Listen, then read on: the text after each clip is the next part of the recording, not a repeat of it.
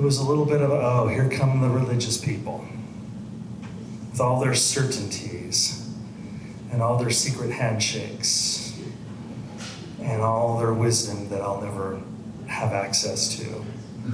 Or, on my more arrogant days, all their confusion that I'm blissfully free of.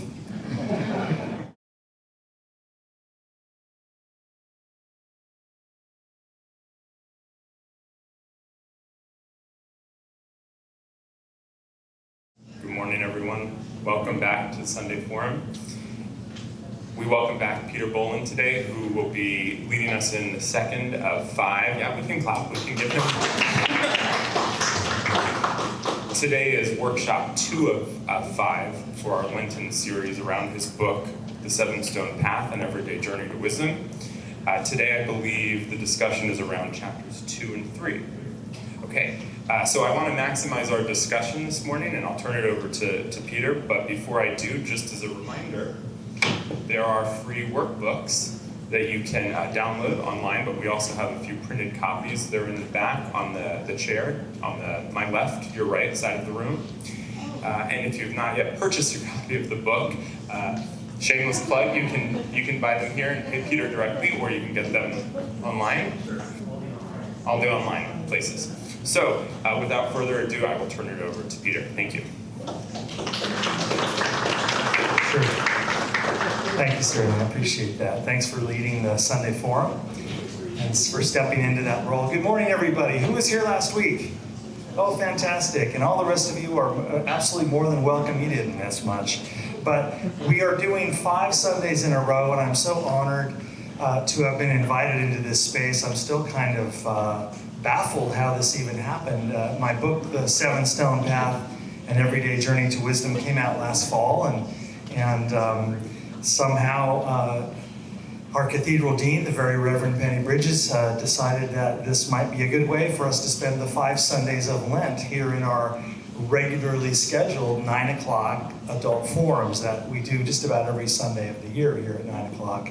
So I'm just thrilled that those decisions were made and that I got invited into this space. So we're making the most of it, and it's a long book. It's a 300-page book. How do you turn that into a 5-hour book club discussion? It's not easy. We're skipping over all of your favorite parts, but we're going to do what we can in today's 1-hour session to have some discussion around the ideas in chapters 2 and 3. But we also wanted to make sure we designed these sessions, I guess I'm using the royal we there, that I designed these sessions for folks who haven't even opened the book. I don't want this to be just an inside discussion of avid readers, of which there are a couple.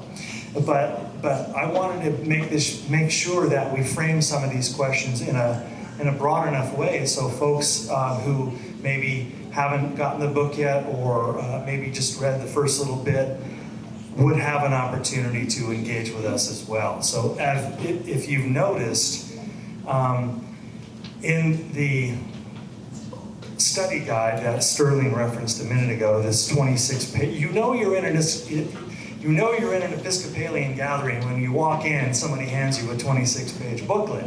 And so we wanted to keep that aspect of our tradition going here. But this, of course, has nothing to do with today's liturgy.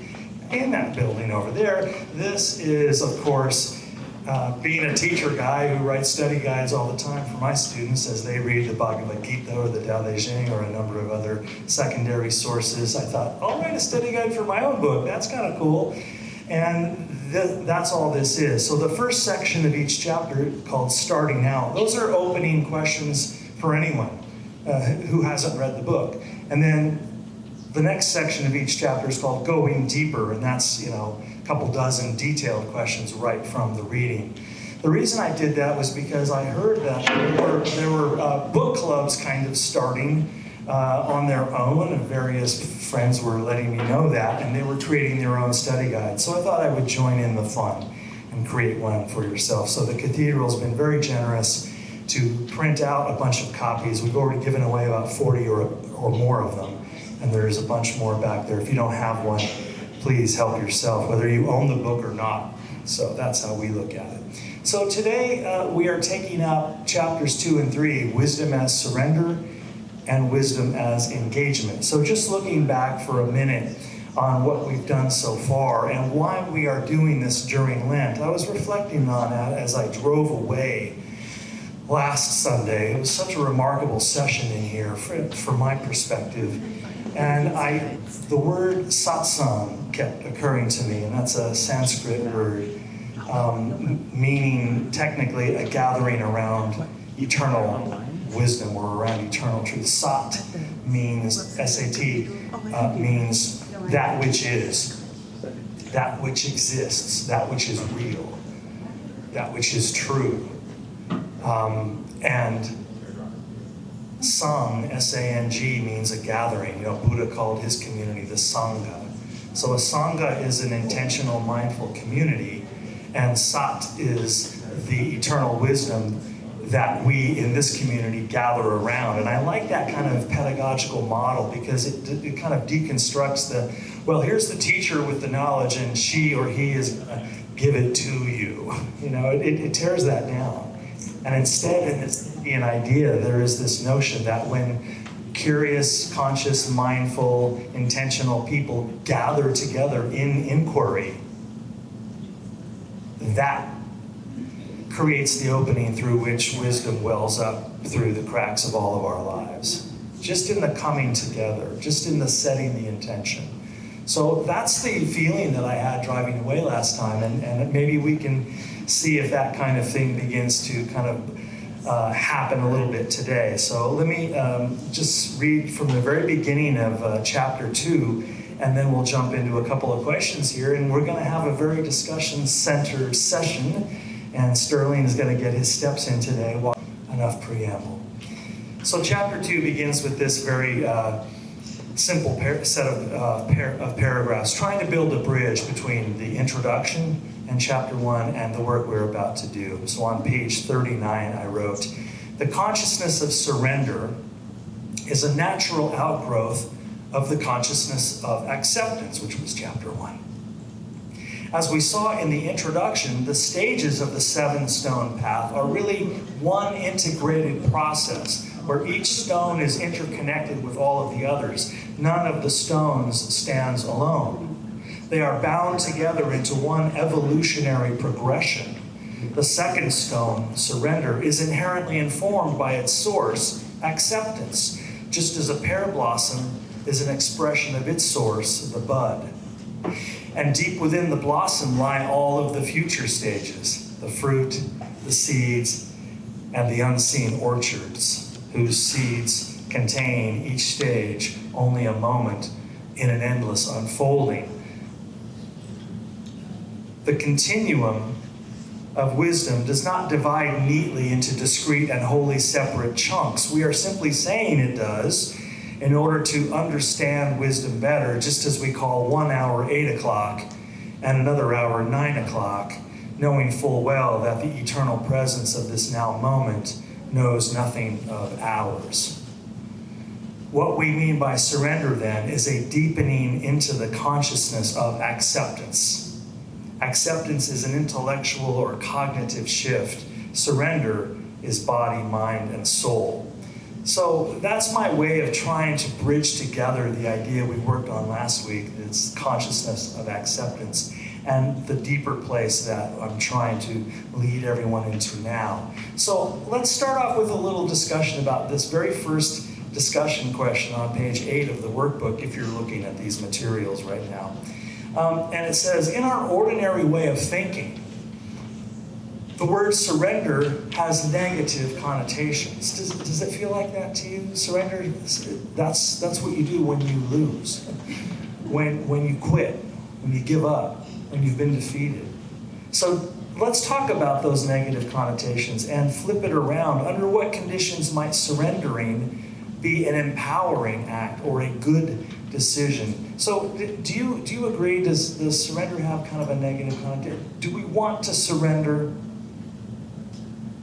Who has some thoughts about this? And Sterling, you want to step into the space here? Thanks. When I was driving home last week, I was thinking about these concepts. And I couldn't help thinking, one of the major tenets is the the fear of the Lord is the beginning of wisdom.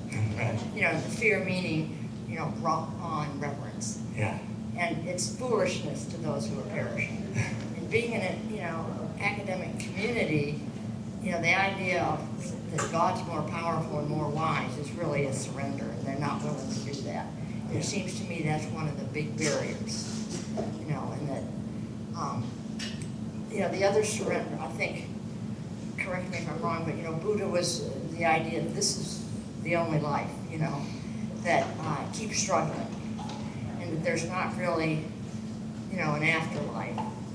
And so people think that's kind of foolish to believe in that, sort of surrender to that idea, but it's actually why? Because if you're something positive is going to be happening in the future, whether you're building a cathedral or you're going to be, getting paid from it, you surrender to that, the idea that you just have to endure the present, and things get better in the future. Yeah, so who else wants to share maybe an idea they're having, or maybe a story from their own life about how surrendering ended up being a really effective thing to do, or created opportunities that struggling and striving didn't maybe create? We have one right behind you, Sterling. Okay, and that one there too. Either way.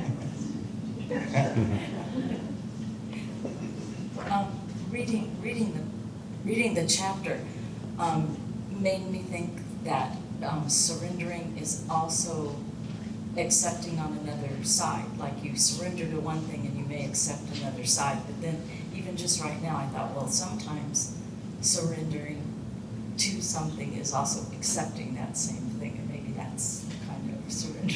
No, I think that's a nice way to connect the two ideas together. In my thinking, which is always sort of shifting, acceptance is the beginning, and surrender is kind of a deeper kind of acceptance, isn't it? To actually move into, okay, now that we've made peace with these current conditions, and I'm no longer struggling against the fact that it's raining today or whatever, and I'm surrendering to that, a lot of things become possible in surrender. Do you want to share something about that? I saw you just. Hang on, we're going to get you on the radio here. Sorry, I tend to gesticulate a bit during these Feel free, things. me too. In terms of surrendering being a good thing, I've helped several folks over the recent past years move from their homes to situations where they're safer. And it was really difficult for them, and walking them through the letting go and realizing I needed to let go of things too. What's my objective when they arrive in their new home may not match theirs. And there's a lot of effort involved in wrestling that thing that isn't quite working. And when you let go, you have so much energy and vision for the thing you weren't expecting. Available. You can delight in a new adventure. And when we do surrender or deepen into that, we realize how much energy we were expending on resistance, anger, scorekeeping, victim consciousness. All that kind of goes away, perhaps. I don't want to be dogmatic about this. We're talking about the weather systems of consciousness, and nothing seems to sit still there very long, but in general, I think a lot of us have experienced that. You mentioned the Buddha. There's a lot of different kinds of Buddhism, and afterlife scenarios vary wildly. But one thing the Buddha definitely taught, and it's all through chapter 1, was acceptance and surrender. Very, very much so. In the Indian tradition of Hinduism that Buddha came up in has this core idea of renunciation. And renunciation means to let go, to relinquish the idea that you are in control. And that really is threatening to a lot of us, because we seem like the language we get from our discourse is that life is something to be conquered. There's a lot of sort of aggressive sports metaphors about battling, and war metaphors, frankly, martial metaphors, the fight against cancer, the fight against poverty. Everything's a fight. Gotta fight or you'll get crushed. And that is provisionally, of course, a reasonable way to frame the struggle against the things that are threatening our lives, that are threatening the well-being of our of our brothers and sisters, why not sort of metaphorically refer to it as a fight? No one's condemning that particular vocabulary choice. But as we think through this inquiry, we don't want to live there in that consciousness of fight. Robert, please. Well, speaking of metaphors, I restarted playing the cello 7 years ago. And if you plan to learn to play the cello, you need to think about acceptance, that you're not good at it, first of all, and then you need to surrender to the way your teacher tells you you need to play the cello. And sometimes it's maddening. You think, hey, what the hell, I can do this. I don't need, but you do. I'll hold the bow this way. That's right, Yeah. exactly. And what I've discovered about playing the cello is, as I learned to play a piece of work, a Bach suite or whatever, is that it really is a metaphor for living, because you have to surrender yourself to a greater wisdom, to a greater knowledge, and particularly if you're playing Bach. He never lets up on you. You know, you're going to be PO'd half the time trying to learn this thing. But once you surrender to the wisdom of what's there, it's the only way to learn. It's the only way to proceed. And I think that it's a metaphor for living as well, as we started this long BS here, right? Oh, that's well said. But it really is a way to look at your life, I think, if you're going to move forward. Yeah. Thank you. I agree, and it's also, speaking of the musical life and just pursuing that a little further, it's also true that in performance, one must surrender to, and actually stop thinking so much about where your fingers are. Hopefully the practice has carried you far enough to where now you can just really sink into the music and feel the music more than think the music, and surrender to it. Let Bach speak through your fingers and through your instrument, and that is just getting out of the way. And isn't that where we start to experience peak performance in whatever it is, public speaking or cooking or gardening or any other creative, constructive endeavor? It seems like surrender is at the heart of the best performances, the best creative moments. You feel like something's kind of moving through you. Now, all the ardent preparation had to come before that. You don't want to hear me play cello in the consciousness of surrender. I wouldn't probably even get a note, a tone out of the bow, or anything. It would sound terrible. So it's a little yin and yang there, and we'll get to that in the next chapter when we talk about engagement. But the surrender seems to be an important preliminary opening, a stance of opening. Thank you, nice. So,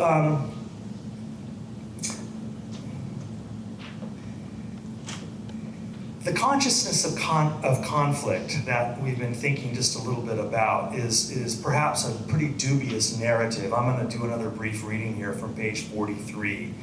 It's from my book. It's the section called "We Have Met the Enemy." In the dubious narrative that we tell ourselves, that nothing good comes without a fight, we imagine there to be an enemy. The enemy goes by many names: poverty, ignorance, disease, powerful others, disempowerment. But what if the narrative is flawed?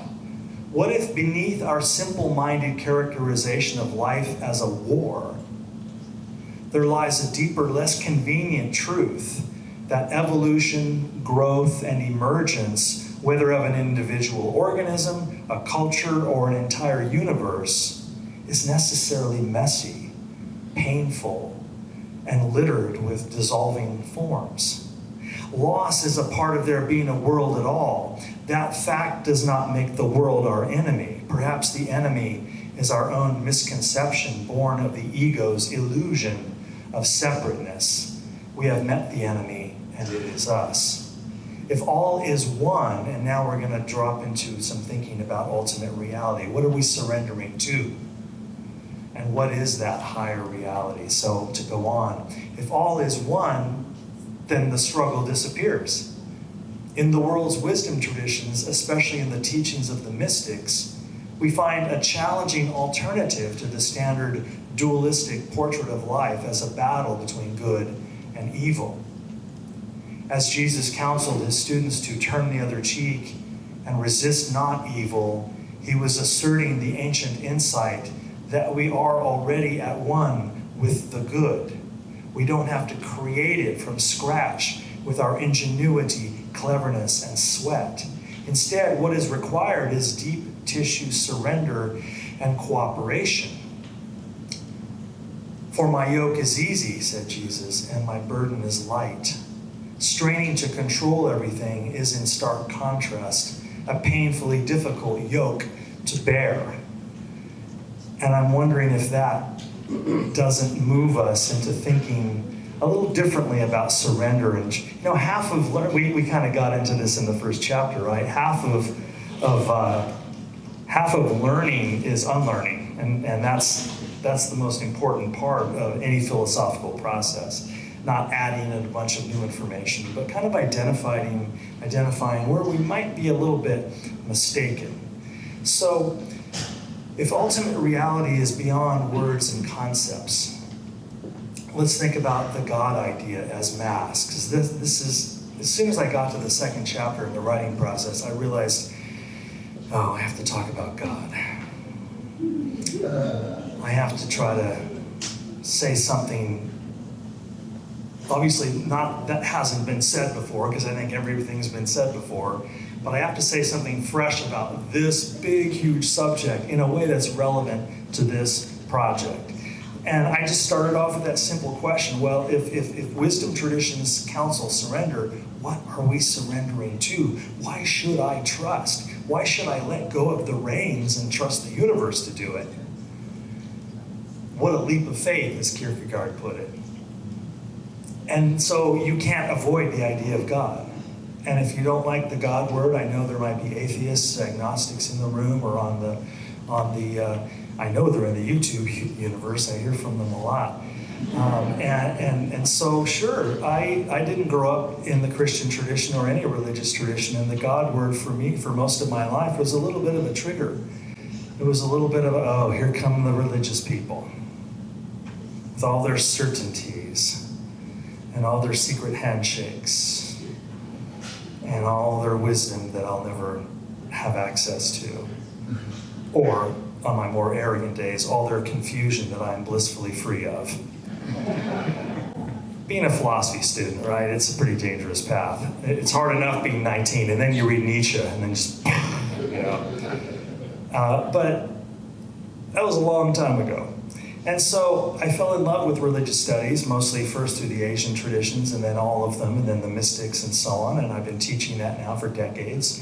And I just had to kind of make peace with this idea of ultimate reality, whether we call it Brahman or Tao. And then the whole question that we've already teased a little bit, is reality one thing or is it two things?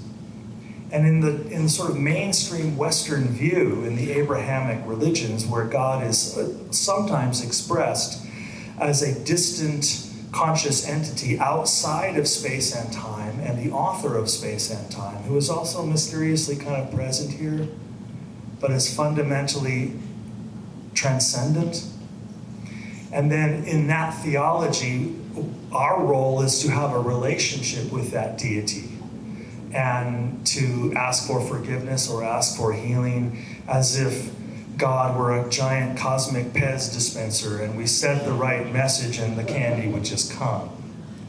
And that kind of petitionary prayer, as the atheist philosopher David Hume put it, as he looked around at the world and he said, well, if there is a God, he's incompetent and I want nothing to do with him. The problem of evil, right? Why is there so much suffering in the world? And so some atheists focus on that. They focus on the abuses in institutional religion. But none of that gets to the heart of the matter of what we're thinking about here. And in the Eastern tradition, we start to learn about non-duality, the idea that this is all Brahman or Tao, and all energy, all matter, and all consciousness are emanations of the one sacred reality. To ruin this with a theological term, this is called panentheism. The idea that there may be a higher reality, but everything that exists, all the forms, come from the sacred formless and remain identical with it. And so everything and everyone is already identical with the sacred ultimate reality. That changes the mechanics of this process of surrender. Now I am not surrendering to Allah or a concept of a distant transcendent God.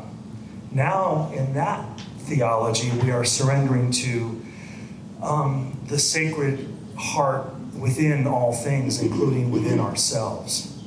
And that becomes a different kind of surrender, a different kind of notion. And maybe it doesn't matter whether you think of reality as ultimately dualistic or monistic.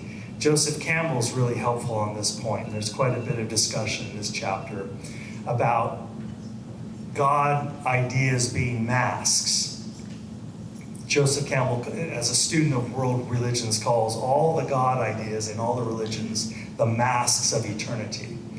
And they're all wonderful and beautiful, but it is we who have made the masks. And so in a patriarchal society, God is a man. And in a matriarchal society, God is a goddess.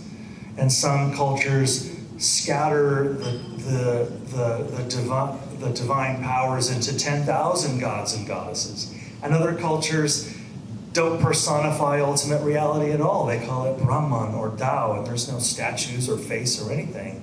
This is all humanity's struggle, Campbell says, to understand that which is fundamentally ineffable, beyond language, beyond conceptualization. And I was really attracted to that idea. Aldous Huxley calls it the perennial philosophy, and it's one of the threads that runs through this whole book. And so in that way of thinking, all religions work, because they're all just different menus or maps, as Alan Watts would say. The map is not the place, the menu is not the food. Any religion is a valid system that works in that culture, in that context, in that sociology, in that century. And arguing about which religion is the right one jumps over that observation. So when we think about what are we surrendering to, I think in Joseph Campbell's position, it's the act of surrender to what we'll just call the higher power that is important, not the definition or not the way we paint the mask. And arguing about the nature of God seems to be a way of stalling the commitment that needs to happen in this act of surrender. Let me jump to a passage here on page 52 of my book. The bottom of page 52, just to wrap up this one idea, and we'll get on to the next one. One possibility then is this: what if we surrendered our concepts and theologies? What if we let go of our carefully constructed ideologies? What if we released our need to be right?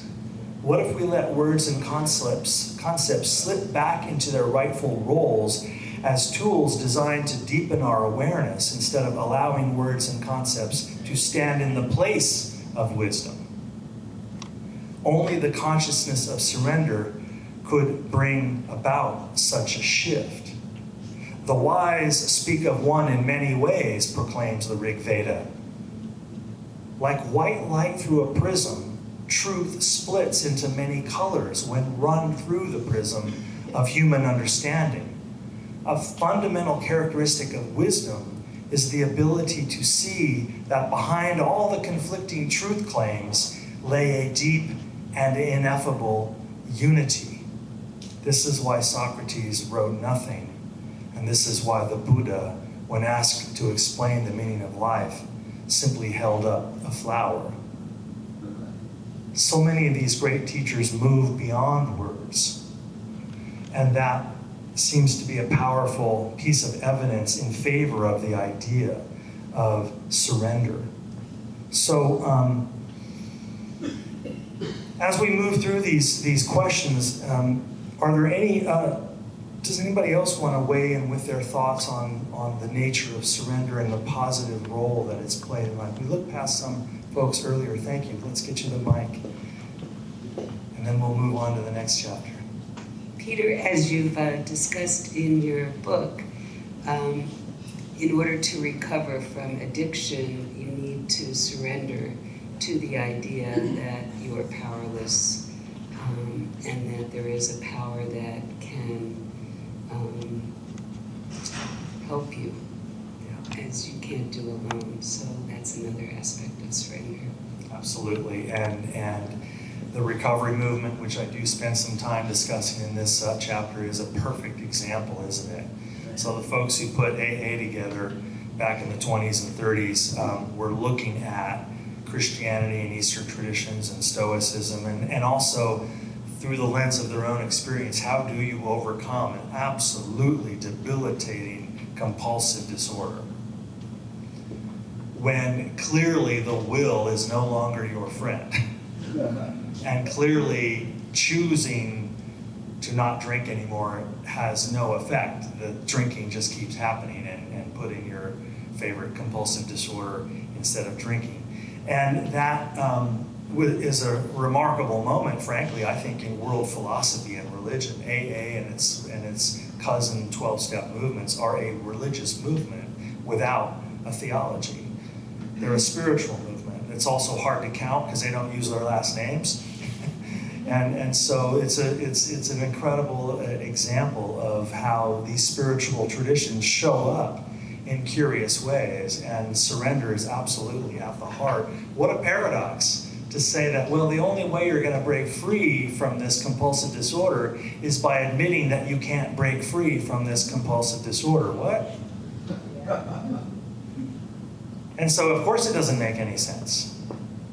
And nobody in the recovery movement will explain to you why it makes sense. They just say things like, just keep coming back. Just work through it a little bit. Sure. Surrender to me feels like rolling with the punches. And by doing that, I find that it is a wonderful massage for my body and for my mind, as well as if I allow it further, it may become a wonderful message for my heart. An eye-opening, a heart-opening massage.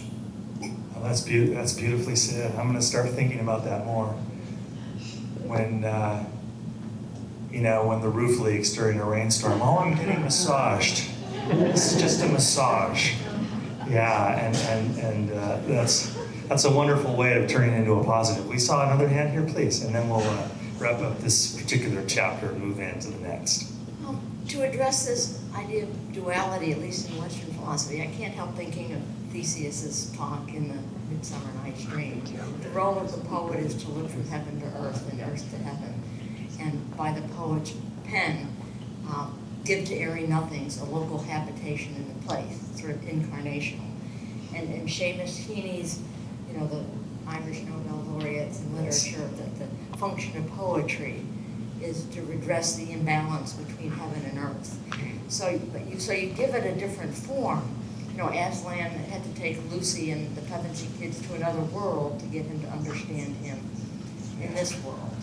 And Jesus spoke in parables.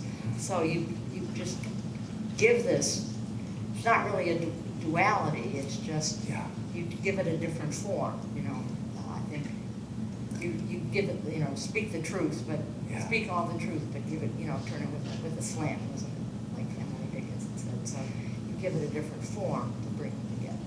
I find that, as your several examples there point out, that it is often from the arts. We've talked about music today, poetry, literature, storytelling, visual arts, God mask making.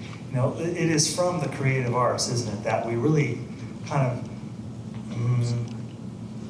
insidiously get this message, sort of unintentionally are taught about the softness of this, about the freedom of the way our ideas move formlessly, and there's a certain surrender to all of that. When you watch a good movie, you just surrender.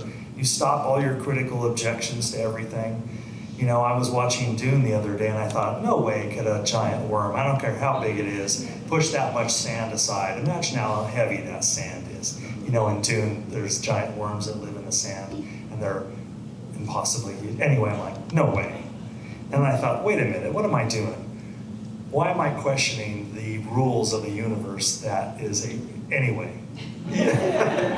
Sometimes I'm not so good at watching movies, but let me wrap up our look at this chapter with another paragraph from the book. I'm on page 66, and it's kind of like what we did in the first chapter, the one about the wisdom of acceptance. There was a section called "What Acceptance Does Not Mean," and I think that's an important kind of shaping of the idea. Let's do the same thing now with the idea of surrender, now that we've fleshed it out a little bit on page 66. Surrender does not mean walking blindly toward our own destruction or allowing evil to go unchallenged. The consciousness of surrender has nothing to do with apathy, avoidance, and denial. In fact, it is quite the contrary. It is only from the consciousness of acceptance and surrender that truly effective action can emerge.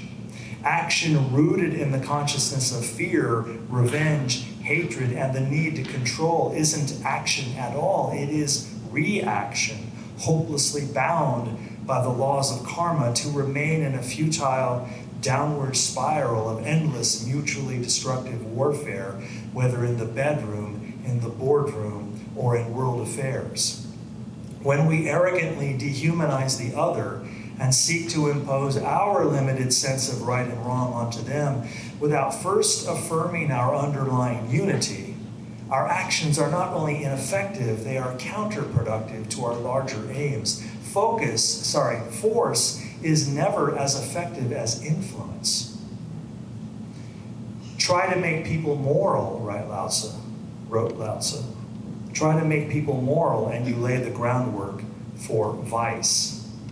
Surrender is an internal condition of consciousness, not an outer plan of action. So let's turn to the next chapter, Wisdom as Engagement, and spend a little time there. This is, let me see, yeah. I'll start just with kind of an opening question here from the study guide that I'm on page 10 now, Wisdom is Engagement. Let's think about how, acceptance and surrender seem rather soft, and they seem like I'm retreating into the background and I'm letting everything happen. But the third stone of the Seven Stone Path is, you know what? We also have to act. We are living beings. Every day I have to shove thousands of calories of formerly living things into this hole in the front of my face. Plants, other things that the sun graciously produces for us. We are in the field of action. That's the whole parable of the Bhagavad Gita. Arjuna finds himself in a quote-unquote battlefield. And Lord Krishna helps him navigate the fact that you are in this field of action. You must act. You cannot not act. And so the wisdom traditions across the board seem to really focus on what then is wisdom in the field of action. What is the best kind of action? And what kinds of actions might dissipate or cause destruction? And one of the ways that a lot of traditions open it up is to think about the difference between intentions and attachments. When you plant a tomato garden, some of us are planting a tomato garden right now because you want those nice homegrown tomatoes in July. And when you plant a tomato garden, you intend to have bushel baskets full of wonderful tomatoes. And you make sure you learn everything you can, and you know about pH balance, and you know about soil, you know which tomatoes grow best, and you build the squirrel cages all around them, or whatever you do, there's 1,000 things to learn about growing tomatoes. And you intend to have some tomatoes at the end of this process, but you know that you are not growing the tomatoes yourself. You're just creating the conditions in which tomato plants can come to fruition on their own in a process you do not control. And sure enough, half the time, well, for us, for Lori and I, we had some raised beds and we were trying to grow tomatoes for a few years. And you have that moment when the bush is covered with tomatoes, and then you come out one morning and rats or squirrels or rabbits, despite your cages, have not, I wouldn't mind if they ate a couple of the tomatoes, because there's 50 tomatoes, but they take one bite out of every tomato to, I guess, find the best one. And so eventually we just agreed, you know what, let's just leave tomato growing to the professionals, and we'll get them at the farmer's market. So being attached to the outcome is a recipe for disaster. So I wonder if any of you would like to share, thinking about a project, something you created, something you built. How do you differentiate between intending to achieve success in some endeavor without being attached to a certain outcome? How do you sort of surrender and stay engaged? How have you done that? Go ahead and raise your hand so Sterling can see you. And then you can run up here and, oh good, we have somebody back here. I'm started a thing called the Listening Up, HUB, here at the cathedral. We've been doing it for over a year. And we just select certain topics, and then we try to share from our heart how we feel about that topic. Not a head game, but a heart game. And so I always have to say to myself, this is an experiment, and we're exploring. And I'm gifted because things work out. The Spirit takes charge. And I just see it as exploring and experimenting. Wonderful, thank you for that. So that sounds like a recipe for success. To go into an endeavor prepared, you've built the structure, there's a time and a place, and you know how to work the Zoom well enough or whatever, but then you really kind of don't know what's going to happen during that session. Exactly. Pretty much how I walk in here. So that's a really nice example of working without attachment to the fruits of work. You don't demand that certain things happen, and you don't measure the usefulness of a session by whether it met some checklist you had written beforehand.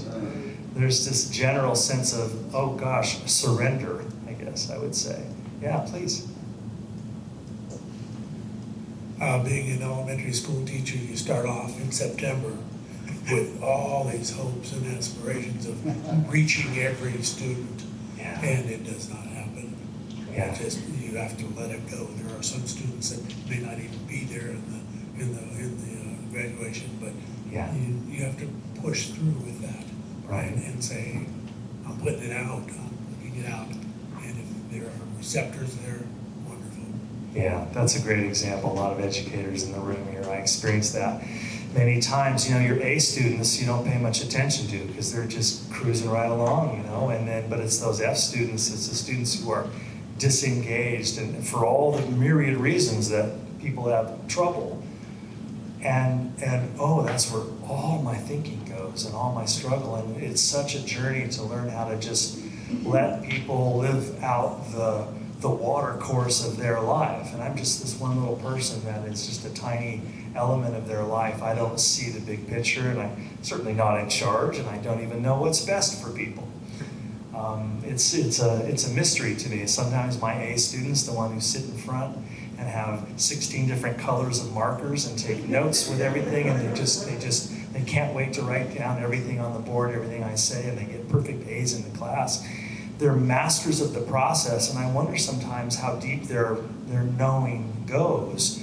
And it's that C- student in the back row who never says a word all semester. That's the one I get the letter from 10 years later. Yeah. That the things she or he learned in this class were transformative and set their life on a trajectory. I never got a whiff of that during our time together.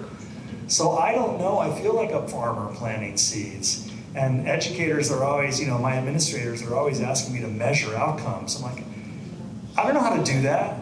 Should I find somebody 20 years later and see, if they're still reading the Tao Te Ching? That's a good outcome. But I don't know that at the end of the semester.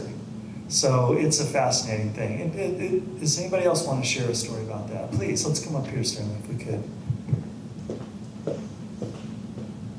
tension and attachment, the differences. I have been involved for a number of years with Hands of Peace, which tries to dialogue Palestinian and Israeli youth with American and come together. And as we were doing the last chapter, I thought about, and it's folding now, but the idea of surrender. Maybe that's a mode, but maybe there's another path, and I had a little trouble with the idea of surrender taking over engagement. It's an excuse not to engage. Yeah. And you need, even if it's seeds, you need to be comfortable, accept that you are not responsible for the outcome, but you are responsible for working toward it. And Yes. I think this is honestly my problem with religion and concepts of God, where we're pushing off what we need to be doing, engagement, to letting the universe do it, letting God do it. So Thank you for that. Yeah, no, you really hit something that has a lot of power for me as well. By the way, Hands of Peace was an amazing journey. And I know you changed so many lives. I know you had me up once to do a presentation, to be in a space with all these Israeli kids and Palestinian kids and American kids. And, you know, it just never stops inspiring you, especially in light of these last 6 months and how dark things can get. And you said something really important there about engagement, doing it without attachment to the results, which we've been thinking about, and that other idea, which is the tension between surrender and engagement. And all the excuses, I like that you use that word, all the excuses we tell ourselves to not get involved. And it reminds me of that line from the Bhagavad Gita, from the very last chapter, chapter 18, that I quote on page 96.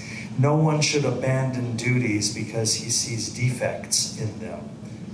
Every action, Krishna says, every activity is surrounded by defects, as a fire is surrounded by smoke.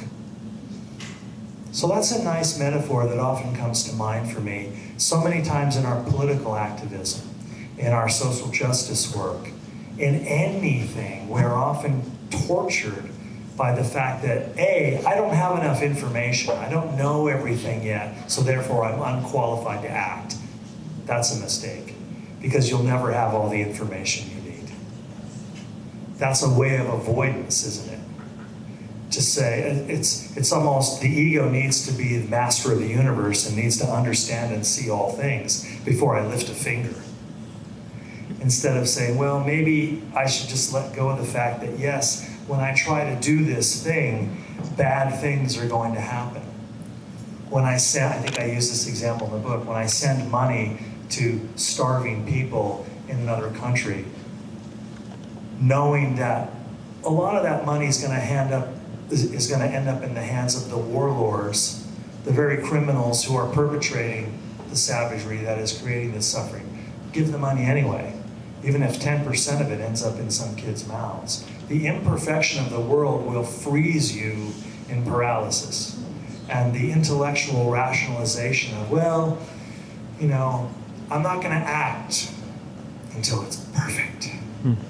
And to recognize that as a kind of avoidance is I think, a really rich way to think about wisdom in that wider sense. You know, the Buddha told a parable called the parable of the arrow that's in this chapter, Wisdom is Engagement.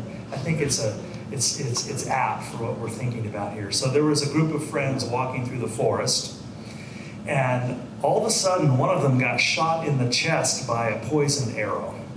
And he falls back on the ground, and he's laying there on the forest floor, and this arrow shaft is coming out of his chest. And they all know it's a poisoned arrow. And his friends rush up, and they try to pull the arrow out before the poison courses through his body. And the man on the ground with the arrow in his chest says, wait, before you pull out this arrow, I just have to know, what kind of wood is this on the arrow shaft? Is it mahogany or oak or teak? And the feathers around the end, are they from a grouse or a turkey or a vulture or a seagull? And the tip that's in my chest, do you think it's copper or obsidian or bone? And wait, who do you think shot it? Was it someone from the Brahmin caste or the Kshatriya caste? Was it a man or a woman? Was this an intentional attempted murder, or is this just somebody was cleaning their bow and it went off accidentally? And by the time he asked all these questions, he died. The end. I love these Asian wisdom stories. There's always a fool at the heart of the story. Now, what mistake was that man making? Were those questions terrible questions? What mistake was he making? Is it relevant? If I handed him a fact sheet, bullet points, the type of wood, the type of feathers, who shot it, why, what the tip, would that have saved his life? What is the parable's message here about wisdom as engagement? It always feels to me like this is an anti-philosophy story. How about we just act, pull out the arrow, and then we'll make tea, and we'll sit up all night discussing, is there a God, is there not a God? Why is there evil in the world? How many reincarnations do we have? All these speculative questions, which were kind of like what he was doing. So this, to me, is a sort of a cautionary tale about how we sometimes, and this pains me as a philosophy professor to say, overthink and ask too many of the kinds of questions that, even if we had the answer, it wouldn't move us 1 inch closer toward wisdom. And action is the only thing that will. So wisdom as engagement, as this chapter goes on to discuss, is very much part of those first 2 steps, namely acceptance and surrender. So I'll close here with by reading the wise person section at the end of 120. We didn't do it for the first chapter we thought about, but maybe this will help us think a little bit more broadly about what we mean by wisdom as engagement. And when I'm done, we can see if we have another minute or so for any last thoughts from y'all. And then the bookstore opens up. So I'm on page 120 if you wanted to go along. This is a section that occurs at the end of every chapter called A Wise Person. And it's kind of a summary of all the key ideas of the chapter, but this time stated as if they were embodied in one person, because that's really the thesis of the whole book.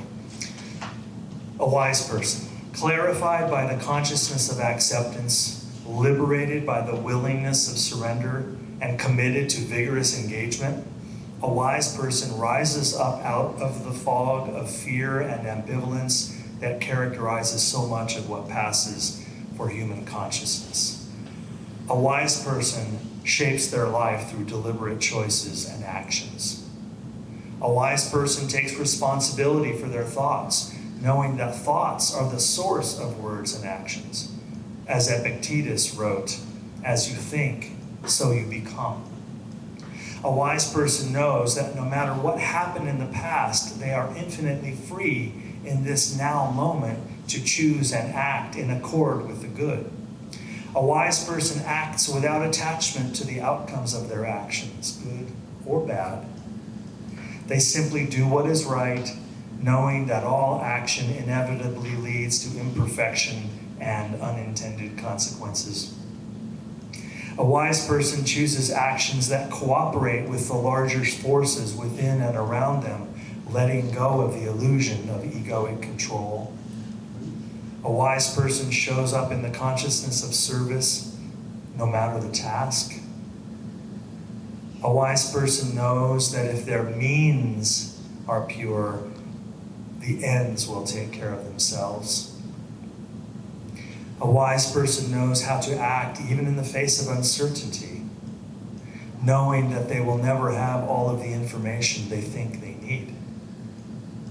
A wise person knows that they can create inner transformation through the embodiment of new behaviors. A wise person cultivates the courage to let go of the behaviors and habits that no longer serve their highest good. A wise person knows that thoughts lead to words, words to actions, actions lead to habits, and habits construct character. A wise person is not intimidated by this newfound responsibility, but is instead invigorated and emboldened by it. There are a lot of other elements of that chapter that we skipped over, of course, that were hinted at there in that final summary. Any final thoughts from anybody here? Please, Sterling, let's... Well, addressing this idea of force and engagement, I couldn't help thinking, again from Shakespeare, you know, when Duke Sr. says to the young man demanding, you know, justifiably demanding food, not only for himself, but the old servant, his father's servant Adam. You know, by your gentleness, you will force us more than your force will move us to gentleness. You know, instead of, you know. It's always handy to have a Shakespeare scholar in the house, you know. That's wonderful. I appreciate that. Wow, that's a really perfect quote. Wish I'd had it when I wrote this chapter. That's a beautiful one. So, please. If I can just have a moment. Of course. President Lincoln's greatest headache in the Civil War was a guy named George McClellan. And I went to the Huntington to an exhibit in which the actual handwritten note from the White House sent to McClellan was on display. And it ended with the words, "You must act." And a man who outnumbered the Confederate forces 9 or 10 to 1, had supply columns miles long backing him up, would not attack early in the war in Virginia when the war could have been ended. And Lincoln over and over faced this utter, it has to be perfect. It has to be perfect or I won't do anything. Right.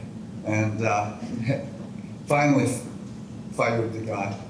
Yeah, wonderful example. Yeah, it becomes all the more pressing in the fog of war, and perhaps that's what makes war such a fertile landing place for our imagination, our storytelling, our filmmaking, our novels, our poetry, because war is, of course, the ultimate example of having to take actions in an impossible moral morass, where nothing good really seems to be possible. There's bad outcomes all around, and yet people must band together, and act anyway. So maybe that's why the Bhagavad Gita, this great Hindu book of wisdom, is set in a battlefield before the battle begins. It's such a vibrantly potent analogy of the struggle of getting out of bed in the morning and just making it through another day, which feels battlefield-like sometimes. Well, I do want to respect your time. We are wrapping up here, and that is it. I'll see you next week for week 3.